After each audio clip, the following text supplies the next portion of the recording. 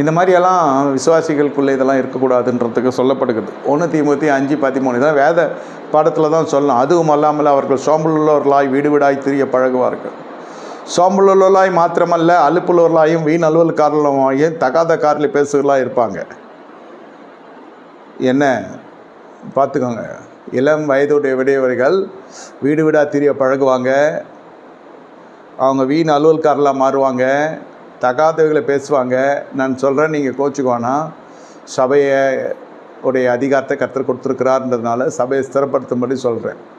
இந்த டிவோர்ஸ் ஆன கேஸு என்ன, இந்த வாழாமல் வந்துடுறாங்க, அப்புறம் இளம் விதவைகள், இவங்களெல்லாம் உங்களுடைய இருப்பிடம் கதவுகள் அடைக்கப்பட்டிருந்தால் நலமாக இருக்கும். அவங்க பேரண்ட்ஸோடு வராங்கன்னா அது விஷயம் வேறு, ஏதோ அலுவலுக்கு வராங்கன்னா அது விஷயம் வேறு. இந்த மாதிரி சோம்பலுக்காக டைம் போல் சும்மா வாய் பேசுறதுக்காகவே வருவாங்க. இவங்களெல்லாம் நீங்கள் என்கரேஜ் பண்ணாதீங்க. அதுதான் பவுல் இந்த உபதேசத்தை கொண்டு வர அந்த தேவதூதன் வீட்டில் சேர்க்காதுன்னு அவர் சொல்லிட்டார்.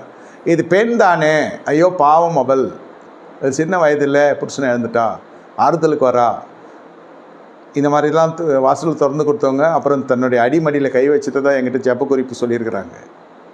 சொல்கிறது நான் புரியுதில்ல.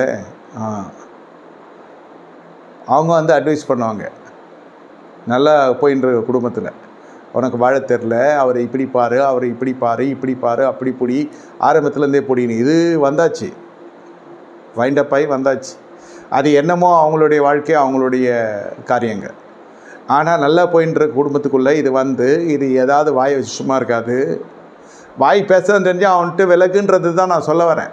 ஆவியில் அனல், அவன் ஆவி வேற ஆவி வந்துடும். அப்புறம் எதுக்கு இவன் இப்படி சொன்னான்ட்டு போயிட்டு யோசித்து அவங்களுக்கு ஒன்றும் புரியாமல் எனக்கு ஃபோன் அடித்து கேட்பாங்க, இப்படி ஒருத்தங்க வந்தாங்க, இப்படி ஒருத்தங்க பேசுகிறாங்க, எனக்கு புரியல, ஆனால் என் மனசு அடிச்சிக்குது, பரிசுத்தாவியினர் சமாதானம் கலைக்கப்படுது ஐயா, கர்த்தர் உங்களோடு இருக்கிறாருனால இதை சொல்லி கேட்குறேன், கொஞ்சம் சொல்லுங்கள் என்ன விஷயம் இதுன்னு.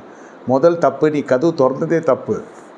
என்ன ஏதுன்னு கேட்டு அமிச்சினாக்கா அவர் எதுக்கு இவ்வளோ டீட்டெயிலாக, நீ கதவு திறந்து உட்கார வச்சு பேசுறது தானே இவ்வளோ தூரம் வந்தது. வீண் அலுவல்காரியாக வந்தாலா? 1 தீமோத்தேயு 5வது அதிகாரம் 13வது வசனம் படித்து பாருங்கன்னு சொன்னதுக்கப்புறம் அவங்களுக்கு விளங்கிட்டாங்க.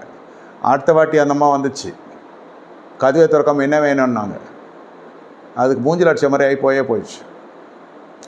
இதெல்லாம் திருப்பி கல்யாணம் பண்ணவும் பண்ணாது. அதாவது திருப்பி போயிட்டு கல்யாணம் பண்ணி தன் வாழ்க்கையை ஸ்டார்ட் பண்ணி நம்ம பாட்டுக்கு நம்ம வேலையை பார்த்துன்னு போகணும்லாம் இருக்காது. வீண் அலுவல்காரெலாம் சுற்றி கொண்டிருப்பாங்க. அதுக்கு பென்ஷன் வரும், நமக்கு டென்ஷன் ஆகிடும். இதெல்லாம் வச்சுக்காதீங்க, இதெல்லாம் சரிப்படாது. இதெல்லாம் உங்களை